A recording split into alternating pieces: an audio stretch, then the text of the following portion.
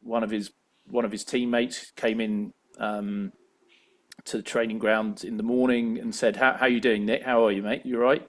And Nick just sort of nodded and said, "Yeah, I'm fine." And the line he said to me, which kind of broke my heart, was, "How do you tell your teammate I cried myself to sleep last night?" You know, and it.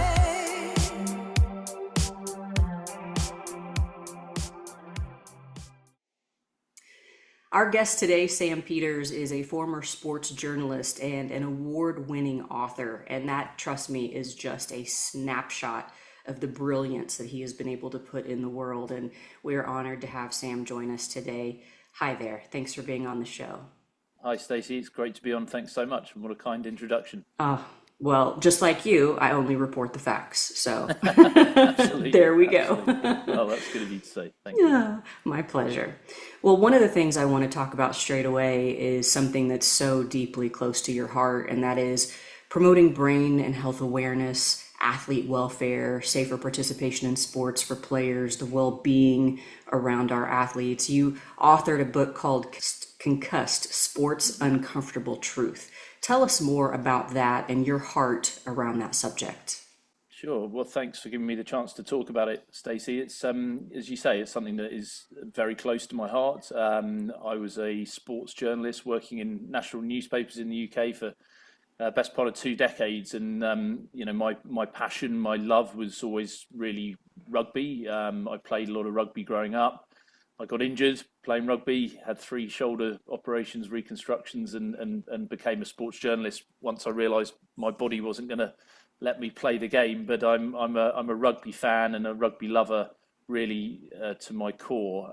But when I became a journalist, obviously my fan hat needed to come off, and my journalism hat came on, and it was clear to me quite early at the beginning, talking around kind of 2003, 2004, that rugby's injury profile was really problematic, and it was evident to me that the rates of concussion, the volume of injuries, the frequency that injuries were occurring, and the severity of the injuries as the game turned from essentially an amateur game in the mid-90s to a professional game was going through the roof. And at the very same time, the governing bodies, the authorities who are essentially charged with kind of policing the game and managing the level of risk were basically denying what was obvious to those of us who were covering the game really closely. So, I began to investigate, report on injuries, definitely more than my colleagues. I was interested in concussion,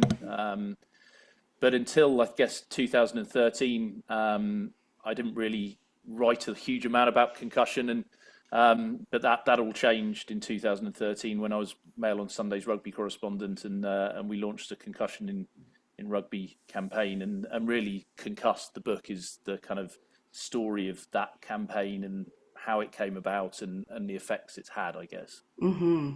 Was there, I know you talked about it, but is there a specific moment? Was there an injury that you witnessed or an injury that you suffered that just said, I have to do this. I have to do this right now?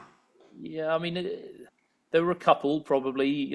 Certainly 2007, I covered the World Cup in France, and Lewis Moody, the England captain, then was knocked unconscious twice in the game, one side of half-time and the other side of half-time, and was allowed to carry on playing, and that really concerned me. But that was 2007, 20 odd years ago, and it's, if you look back at that game, although it's become kind of a poster case now for what not to do, at the time it really attracted almost no attention or very little attention.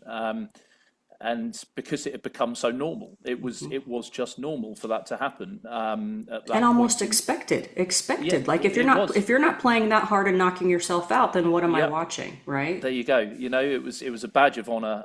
It was an accolade. Players were lauded for it, lionized, and were kind of seen as heroic for doing it. And certainly Lewis was in those days. And then fast forward to 2013, by which time I'd done a lot of background research. I'd looked at other situations, specifically the NFL situation, where there was a big legal case around that time. And, I'd been pushing and prodding and trying to get the authorities in rugby to kind of recognise that this was a kind of, I guess, a slow motion car wreck happening, and it was coming. And I was trying to flag that it was coming and saying, look, you really need to change. We really need to genuinely prioritise player welfare, like radically reduce the amount of injuries that are occurring in training, the volume of matches that the top professionals are playing, and also kind of move away from this notion that the game of rugby had evolved into, which was that it was a collision/combat sport, which I know that's collision sport is kind of normal now for in rugby terms, but it never used to be the case. It was very much an evasion-based game, which absolutely had contact as a important part of it. But the collisions had, to me, become the kind of be-all and end-all, and it was what the sport was being marketed on, and it was what was seemingly attracting attention on social media. But at the very same time, the sports governing bodies weren't accepting that was going to come at a price. And I guess my work now, Stacey, is very much focused on absolutely promoting participation in sport, but at the same time raising awareness, educating, and trying to keep this idea that we need to protect our brains. Whatever sport we're doing, whatever activity we're doing, we understand, I think, now more than we did. Certainly 20 years ago, there was a pretty concerted effort, which I wrote about in the book and write about in the book, to essentially downplay the risk. And I think what's happened since then, some people have said the risk is now overplayed, but if that is the case, which I don't believe is so, then rather that than the other way, that we got to the point where players were just being knocked out and playing on, and that was normal, because that should never be normal. Absolutely, I could not agree more. It's one of those things to where, yes, we want to play hard, and we all appreciate the competitiveness. But you have to think about the long term. Sports life is a short life compared to getting married, having a family, raising that family, being present, being healthy. Nothing is more important than that. Well, I couldn't agree more. And I think when I was hearing guys, I remember Phil Vickery, the England prop, the World Cup winning prop, was saying things like he was having spinal surgery and saying, I don't know if I'm going to be able to pick my kid up, my child up out of their pram. And it was like, this is too much, this is an intolerable level of risk, I guess. And, again, one of the themes I explore in the book is how rugby players, for all the reasons you just described, are essentially open to a degree of abuse, because they are always going to be unbelievably committed. They are always going to be prepared to put their bodies on the line. Some of the language that I was hearing made me uncomfortable, kind of comparing playing professional rugby to going to war. And, it's where do who protects the players? And I guess one of the things that I reveal in the book, or talk about in the book, is the funding for players' unions. Again, in the NFL, you've got a highly organised, very well-funded, independent players' union that basically go into bat for the players on all kinds of levels. And it was clear to me that the funding of the players' union here was really problematic, because it was largely coming from the RFU, Rugby Football Union, and Premier Rugby, who are the two organisations who the players essentially needed protecting from. And yet, they were able to threaten to withhold funding at certain points, which I know happened, and that was a problem. So, and in fact, to a degree, it remains a problem today. But the long-term risk, the long-term challenges, players need protecting from themselves. These are young guys, young women, young men who are, as I say, unbelievably loyal, committed, and they're not looking at the big picture. So it's up to those of us who are able to sort of see the wood for the trees, I guess, to try and educate and try and put some protections in place for them. And they can also understand that the two things can coexist. You can still be a warrior, you can still play your heart and soul out and leave it all on the pitch and do it safely. Yeah, and I think that's really an important thing. And the other thing that can go hand in hand here is talking about concussion awareness while still loving sport and while still loving and encouraging people to play. I think that's been a kind of slight frustration all the way through, that because I've called this out, which I have, it's easy to say, well, he can't, like, he must hate rugby or something. It couldn't be further from the truth. And one of the things the publisher encouraged me to do with the book was actually put a lot of myself or my own story at the front of the book, which I kind of describe how much I just lived and breathed sport growing up. My dad was a massive rugby fan, played rugby, lost his sight in one eye, I must say, from repetitive head injuries playing rugby. So maybe that informed a lot of what I'm talking about. But the love for sport is absolutely coursing through me. But also I don't see any difficulty in saying, on the one hand, I love sport, but on the other hand, we should absolutely protect the players when they play. And you're right, you can play highly physical, be a committed player, I think, and look after yourself at the same time. But also, it's down to the governing bodies, for me, to protect players from themselves. Please allow my voice to be louder than those knuckleheads that said you must not love rugby. I'm going to say you clearly love rugby, and more importantly, you care about the well-being of the players and those involved, because you want them to have success on the pitch and even more so success in life. And I'm going to say thank you for your work. Thank you for your boldness, your courage.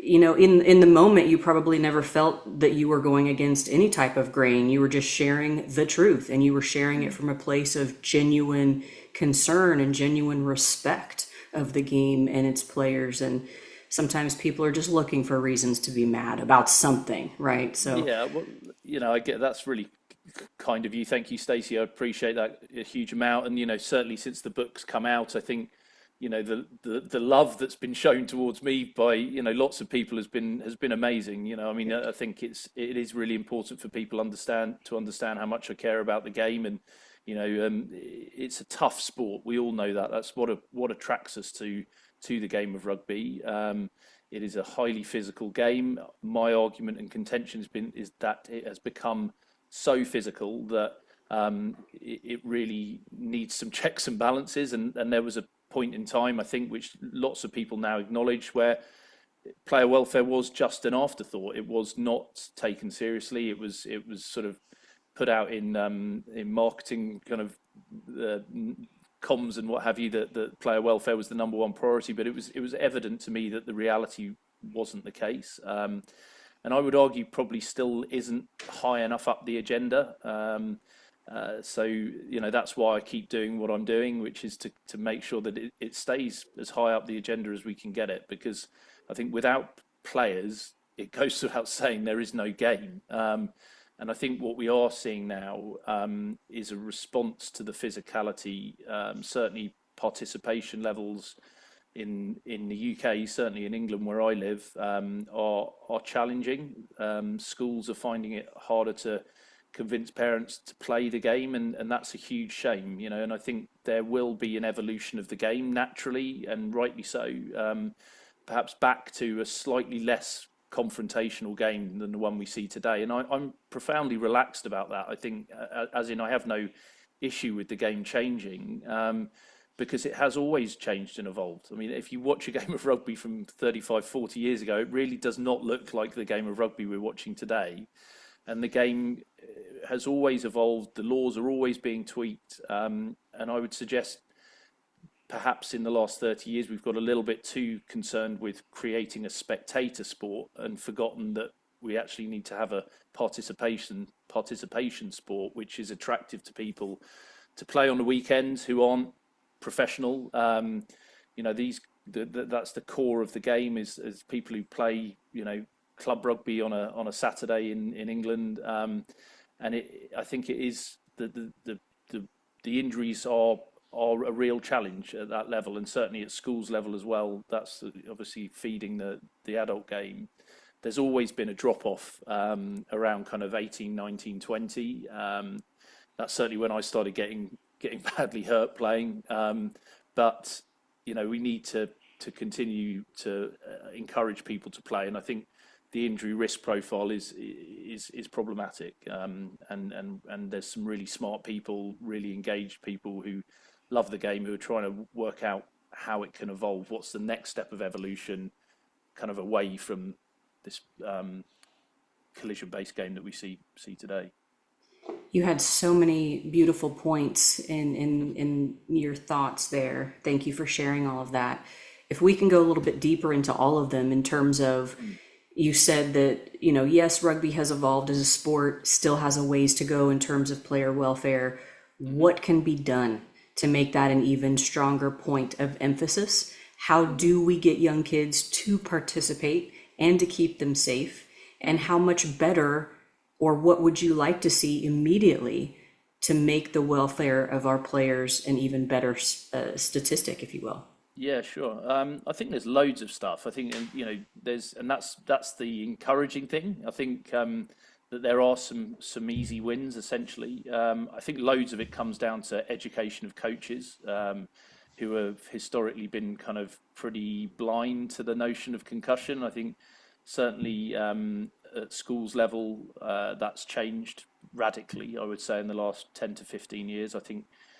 Schools are much more educated on this issue than they used to be, and that's really good. At the higher end, the professional end, I think there's a long way to go, but certainly we need to continue to reduce the number of games that players play and actually have some repercussions if people breach those protocols. But I think there's a pretty widely held view that around 25 games a season is the maximum that professional rugby players should be asked to play. We could do what the NFL did essentially in 2013, which is take contact training in season out completely.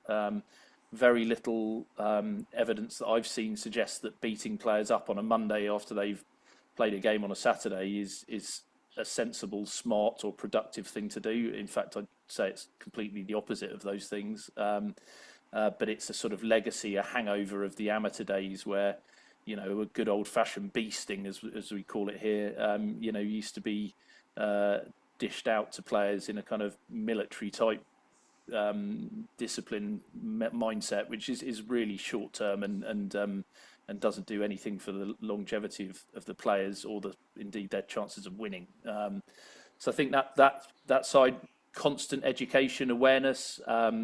More sort of front foot offerings from the governing bodies, own the concussion story, and convince parents that and everyone involved that whilst it's a risk, if the sport and everyone involved in the sport is as educated as they can be about what to look out for, then that's a great sign that it's a caring game where players are going to get looked after. And if you're handing your children over to people to get them to play sport, then they've got the kids' best interests at heart as well. So I know that's quite a lot of sort of broad spectrum of things, but if we're covering off the grassroots game and the professional game, then there's lots that can be done in both. And that's just a few. There's probably others as well. Yeah, I love it. And that's why we have these conversations, and the right people will see this interview, and hopefully some eyes will be opened and they'll see there's no sport that we can play in the world that isn't going to at some point potentially cause an injury. I played 3 sports a year all through high school, played volleyball in college. My worst injury, two of my worst injuries came from fast pitch softball, the least contact team sport ever.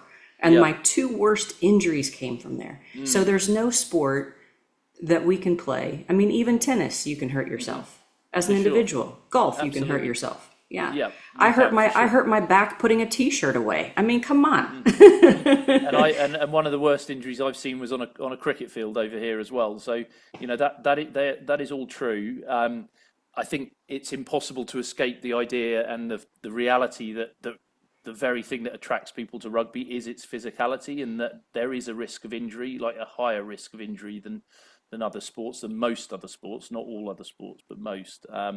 But you're right, you can get injured playing all sports, and I think although rugby is the focus of my work and has been, it's definitely not the only sport that I've looked at. The book is called Sport's Uncomfortable Truth. I cover a number of other sports, and the issues that I've seen there, and soccer in the UK is absolutely under the spotlight here as well, and the long-term effects associated with heading footballs, but also the day-to-day subconcussive blows, as we call them, or subconcussive exposures, which soccer players are exposed to as well. But yeah, I think rugby's a specifically challenging game for this because of the risk. But yeah, you're absolutely right to highlight the fact that other sports have concussion and injury risk as well. Yeah, and the main reason I point that out is to illuminate the fact that if we know that to be fact, that you can get hurt playing any sport, even an individual sport, why are so many people afraid to speak about the truth, to speak about the injury aspect? There shouldn't be fear around it. Yeah, that's a great question, and I mean it's something I probably didn't realise was going on whilst, as you said, I was in the thick of it, just reporting what I was seeing. The book is really a kind of explanation of the conflicted nature of commercial sport, where essentially you have let's say one of the really interesting pieces for me has always been around the relationship between doctors and players, or doctors and athletes, and I was informed quite a degree by the kind of Lance Armstrong Tour de France cycling doping stories that I was kind of really interested in as a teenager and growing up and following sport. I was also not just interested in what happened on the pitch, but also what was going on around it and the culture and ethics involved. And it was clear to me there was a big scandal in the UK, in England, Bloodgate, which you may be aware of, the Bloodgate story involving Harlequins in kind of around 2009, where the team doctor actually chose under pressure to cut the inside of a player's mouth in order to basically fake an injury, in order to get them off the pitch. And when that happened, it really to me was a green light in a way to pursue this story further, because essentially, I know you asked about why people don't talk about this story, but there's pressure that comes on people from all angles not to talk about it. As journalists, for example, I think some of my colleagues, I'm definitely not all of them, but I think fell into the trap of thinking that they were there to basically promote the game of rugby, which definitely wasn't in my thinking. When I became a journalist, I wanted to just report on the stories as I saw them. And I think there was a school of thinking which I understood but didn't agree with, that by highlighting the concussion story, it was detrimental to kind of, it was not promoting the game. A good friend of mine who I quote in the book said, it's a great story, but it's not great PR, is it? And I was like, well, I'm not in the PR game, I'm sorry. But so that's an issue. If journalists aren't prepared to talk about this, I think lots of journalists will privately say this is a huge problem for the game, but they still don't report it as much, which I find odd. But so people don't want to be seen to be disloyal. The players don't talk about it as much, I think, because they are under pressure from their employers not to talk about it. I kind of highlight several examples where either players' union representatives or players, spoke publicly and then received a phone call from senior people within the RFU or the governing bodies, basically saying, "What are you doing? Why are you talking about this? You shouldn't be. You're scaremongering." Deeply unhelpful and dangerous, I'd say. Because I think I've always been a believer that if you accept there's a problem, then you can start to fix it. But you deny the problem, then it's just going to eat you up, essentially. And I'm massively encouraged since the book's been published about just how many people are prepared to have the conversation, just how many people want to have the conversation, and also how far the conversation's evolved. But I do think one area where it hasn't evolved is the senior people within the governing bodies wanting the conversation out in the open. I think there are still attempts going on to shut the story down, to shut the issue down, rather than actually properly address it. So Yeah. as long as that's going on, I'll keep talking. That's right. That's right. And I've given many an injury report in my career, and I've had some experiences where it's been really bad in college football, in the NBA. And for me as a reporter like yourself, you want to be factual, you want to be credible. And I'm also very protective, because my mind goes to, if there are parents, siblings, significant others back at home watching this, and they're hearing for the first time their loved one's injury report from me, sometimes, even if I have full information, I won't give all the gory details out of respect, Sure. for the athlete, the organization, the family. But it doesn't mean we can't discuss it. It doesn't mean that it's a closed topic, because it's Yeah. important. Yeah, and that's a really kind of delicate line that you're treading, isn't it? And Yeah. it's an important consideration for sure, like respect for families, and the fact that these guys are unbelievably committed athletes, and as I say, partly what we're talking about is protecting players from themselves. Yes. And that it was very telling to me, though, that the people actually who gave the most informed and powerful testimony, I guess, were relatives, family members of players. I went down to south of France and interviewed Jamie Cudmore and his wife Jen down there, and you could tell she'd been traumatized by the experience of seeing her husband, the man she loved, getting knocked out week in, week out, and then playing, and then another interview I did with Nick Berry, who's now the world-class top world rugby referee, but had to retire in his mid-20s when he was playing for Wasps through multiple concussions. And his partner said to me, by the time he finished his career, I didn't care if Nick had won or lost the game. I just cared if he was conscious at the end of it. And the explanation of what he went through, how his moods changed, his personality changed as a result of what was going on. Very hard for Nick to talk about, partly because he wasn't aware of it, but also because he didn't want to be seen to rock the boat. He told me one awful story where he had basically was really struggling towards the end of his career, and he was at the training ground at Wasps in West London, near where I lived at the time, and one of his teammates came in to the training ground in the morning and said, "How you doing, Nick? How are you, mate? You all right?"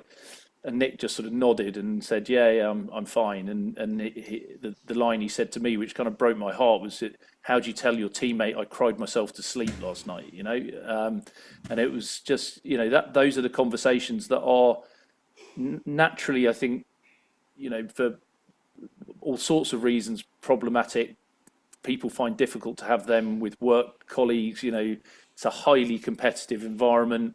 It's quite a laddish culture in some cases. I think rugby clubs can be, which again is, I think, something that as a sport we need to consider. Is this the best way to attract people and the most broad spectrum of people to play this great game?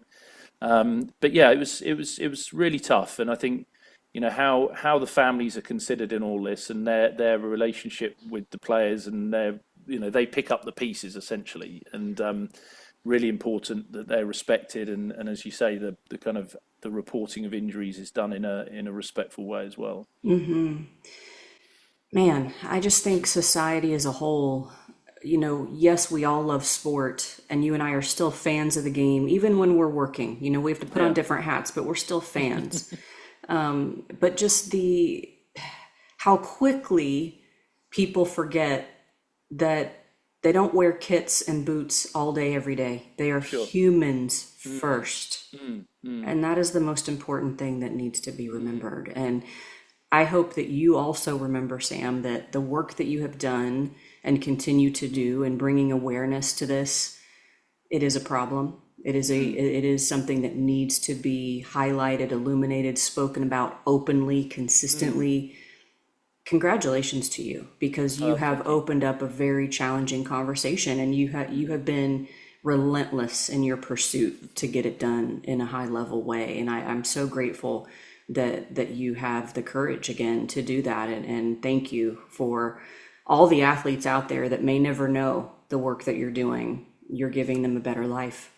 Well, that's just such a lovely thing for you to say, and I really appreciate it. And as I say, I massively appreciate the support I've had since the book's come out. I think, as you say, it's been a long old journey, but I think the governing bodies know that I'm not going to go away on this, and there's lots of other people as committed, if not more committed than me, who've done some phenomenal work. And I always think back of people like Peter Robinson, who lost his 14-year-old son Ben, and Barry O'Driscoll, the doctor who resigned from World Rugby's medical advisory committee around 2011-12.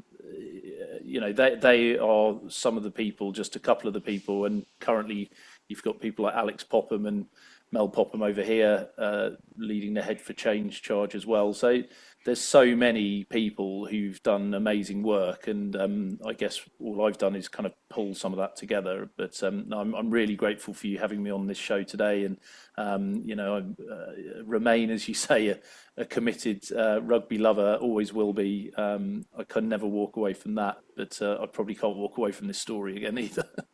Well, I'm glad, and we are better for knowing you. And thank you so, so much for your time. And here at URF, we always say, fans first, Rugby forever.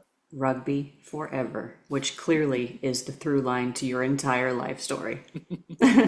Thank you so much, Sam. Appreciate you. Absolute pleasure. Thanks for having me on.